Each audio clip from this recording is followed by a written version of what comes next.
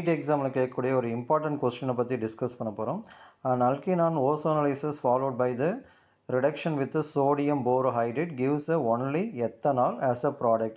The alkene is 4 ஆப்ஷனில் வந்து பார்த்தீங்கன்னா எல்லாத்துலேயுமே வந்து பார்த்தீங்கன்னா டபுள் பாண்ட் கொடுத்துருக்காங்க. இந்த கொஸ்டினுக்கான ஆன்சர் பார்க்குறதுக்கு முன்னாடி நம்ம யூடியூப் சேனலை சப்ஸ்கிரைப் பண்ணிவிட்டு பாருங்கள். ஓசோனலைஸ் ரியாக்ஷனுடைய இம்பார்ட்டன்ஸே வந்து என்னென்னா, ரியாக்டன் சைடில் வந்து எந்த கார்பனுக்கு இடையில் வந்து டபுள் பாண்ட் வந்து ப்ரெசென்ட்டாக இருக்கும் அந்த கார்பனை வந்து ஐடென்டிஃபை பண்ணுறது தான் இந்த ஓசோனைடோடைய இம்பார்ட்டன்ஸு. அப்போது இங்கே வந்து O3 எடுத்துக்கிறோம். இந்த டபுள் பாண்ட் பிரேக் ஆகிட்டு இங்கே 3 ஆக்சிஜன் வந்து சப்ஸ்டியூட் ஆகும்போது நமக்கு ஓசோனைட் கிடைக்குது. It's a intermediate compound. இதை ஃபர்தராக வந்து பார்த்தோன்னா zinc and followed by hydrolysis பண்ணும்போது நமக்கு என்ன கிடைக்குதுன்னா, இந்த ஆக்சிஜன் வந்து இங்கே பிரேக் ஆகிடுது. இந்த ஆக்சிஜன் வந்து இங்கே பிரேக் ஆகும்போது நமக்கு வந்து 2 மோல்ஸ் வந்து அது அசிட்டால்டிகேட் கிடைக்குது. இதுதான் ஃபைனல் ஓசோனலைஸில் கிடைக்கக்கூடிய ஃபைனல் ப்ராடக்ட். இதை ஃபர்தராக நம்ம என்ன பண்ணுறோம், சோடியம் போரோஹைட்ரேட்டை கூட ரியாக்ட் பண்ணும்போது எத்தனால் வந்து பார்த்தீங்கன்னா கிடைக்குது.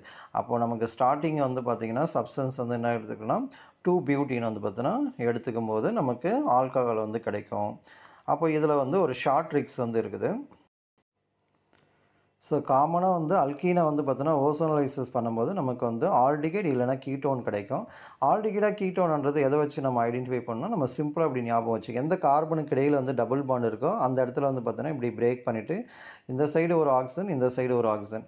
சப்போஸ் வந்து பார்த்திங்கன்னா இந்த கார்பனுக்கு இடையில் வந்து டபுள் பாண்ட் இருக்கிற இடத்துல ஹைட்ரஜன் வந்து ஆப்சென்ட்டாக இருந்துச்சுன்னா நமக்கு கிடைக்கிற ப்ராடக்ட் வந்து கீட்டோனாக இருக்கும்.